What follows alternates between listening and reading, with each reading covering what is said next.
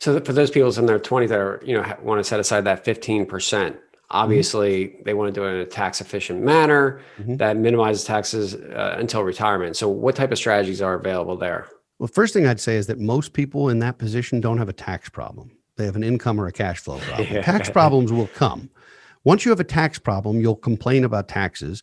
And I despise taxes and will do everything I can legally to avoid them. But that said, it's better to have a tax problem than an income problem. So in fairness, it's better to make so much money that taxes irritate you than to not make enough money to pay your bills. So correct. There are, and for young people, most of the time, tax deductions for people who are early in their careers are not particularly fruitful or helpful.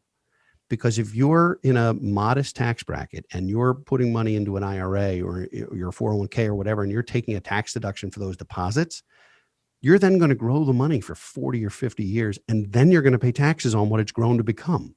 That does not sound like a good plan to me.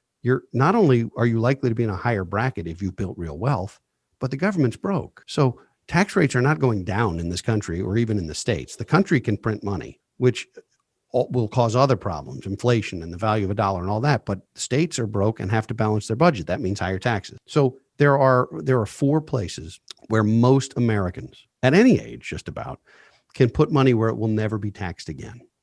And I think that's an incredibly powerful thing that folks miss. They miss this idea that paying a little bit now so that you never pay tax again is intensely powerful. You can grow the money unfettered and not pay the piper along the way or on the back end. And if you do it right. Now, there's no such thing as a free lunch, Joe. You're giving something up most of the time. There's never 100% one side. There's always something to give up. There's never a free lunch, although I will tell you the closest thing to a free lunch is one of those strategies, and that's the health savings account.